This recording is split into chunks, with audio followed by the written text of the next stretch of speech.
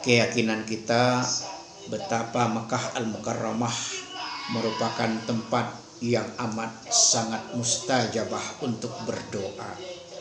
Al-Kisah, seorang ulama pergi melaksanakan haji ke Mekah Al-Mukarramah di tahun 80-an. Sesampai di Mekah Al-Mukarramah, istri dari ulama ini berkata, "Abah, abdi kepingin rambutan. Saya mau minta rambutan, wahai suamiku." Suaminya ini bingung. Di Mekah Al-Mukarramah yang tandus, istrinya minta rambutan. Dan istrinya mengaku, ini bukan permintaan aku, wahai abah. Ini adalah permintaan si cabang bayi yang sekarang ini aku sedang hamil 2 bulan. Si suami ini betul-betul hilang kesadaran. Waduh neng. Di dia tak aya rambutan nak. Di sini gak ada rambutan neng.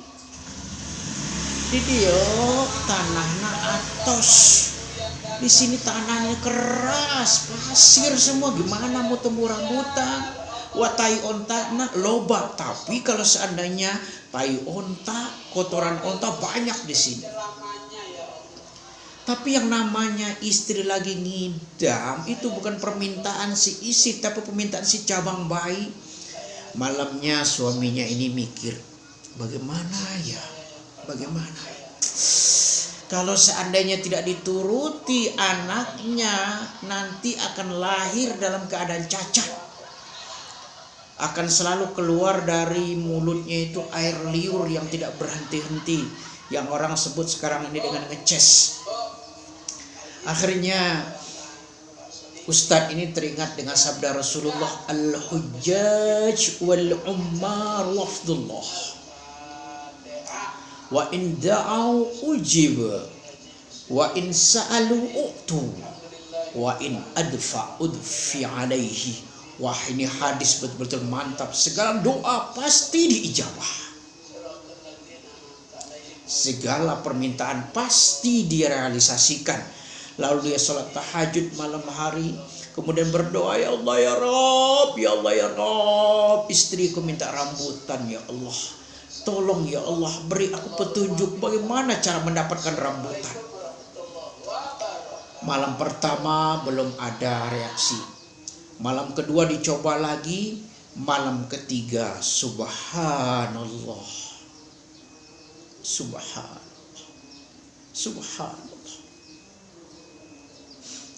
Pada malam yang ketiga itu dia bermimpi, wahai fulan bin fulan, ambillah ember, kemudian ikatkan ember itu dengan tali, masukkan ke dalam sumur Zam-Zam. Itu mimpinya. Lalu besoknya dia pergilah ke sumur Zam-Zam. Dia ambil ember, dimasukkan ke dalam sumur Zam-Zam, diangkat sedikit sampailah di atas. Betul-betul apa yang disabdakan oleh Rasulullah, wa in da'au ujib, wa in sa'alu u'tu. Kalau kamu meminta pasti diwujudkan. Kalau kamu berdoa pasti dikabulkan. Doa yang masuk akal maupun permintaan yang di luar nalar pasti diijabah oleh Allah. Ember itu diangkat, keluarlah 3 macam rambutan.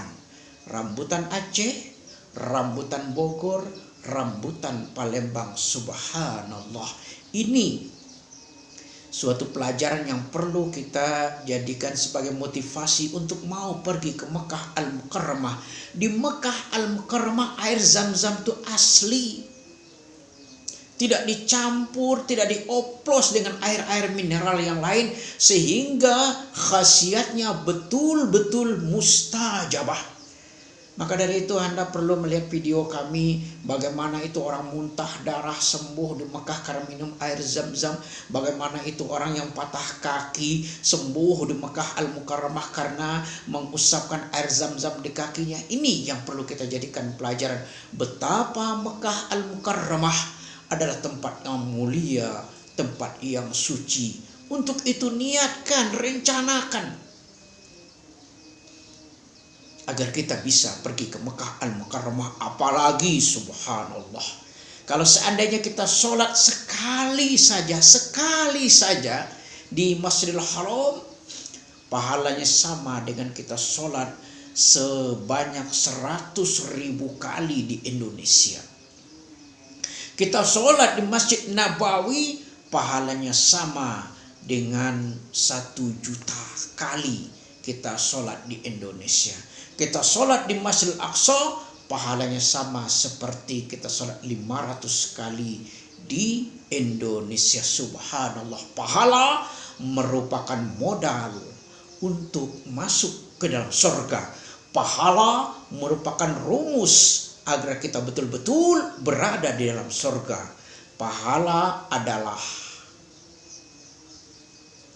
mata uang saat nanti kita hidup di alam barzah. Sholat kita, puasa kita, zakat kita, haji kita nanti merupakan mata uang saat kita hidup di alam barzah. Ketika kita hidup di alam barzah, la haula wala quwata illa billah, matahari tidak gratis, oksigen harus kita beli, makanan, minuman harus kita beli. Kalau seandainya kita hidup di alam dunia, baru saja kita akan lahir ke alam dunia, Allah sudah perintahkan, hai Mikail, datang kepada ibu-ibu itu yang sedang menjerit-jerit akan melahirkan. Ini rezekinya. Semenjak dia hidup sampai dia meninggal dunia, aku sudah sediakan rezekinya, bawa ke sana.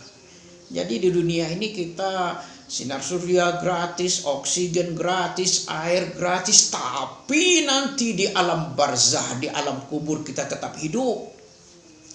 Kita ini hanya meninggalkan dunia. Kita dengan jujur berkata, inna lillah wa inna ilaihi raji'un. Sesungguhnya aku ini milik Allah dan aku akan kembali kepada Allah. Atau suatu logika mungkin yang gampang kita mencerna, pesawat Garuda take off dari Bandara Minangkabau menuju Bandara Soekarno-Hatta dan akan landing jam 10. Nah, pertanyaan kita, apakah pesawat Garuda itu tidak beraktivitas di Bandara Soekarno-Hatta? Oh, jelas. Apapun yang dilakukan di Bandara Minangkabau itu juga yang dilaksanakan oleh pesawat Garuda di Bandara Soekarno-Hatta. Manusia ketika dia meninggal dunia itu meninggalkan alam dunia, dia akan pergi ke alam barzakh, ke alam kubur. Dan dia akan hidup. Dia akan hidup di alam barzakh. Kalau kita tidak membawa pahala, na'udzubillah summa na'udzubillah, bagaimana kita akan membeli oksigen, bagaimana kita akan membeli makanan, bagaimana kita akan membeli tikar, bagaimana kita akan membeli segala perlengkapan hidup di alam barzakh. Salat kita, puasa kita, haji kita nanti akan berubah menjadi mata uang.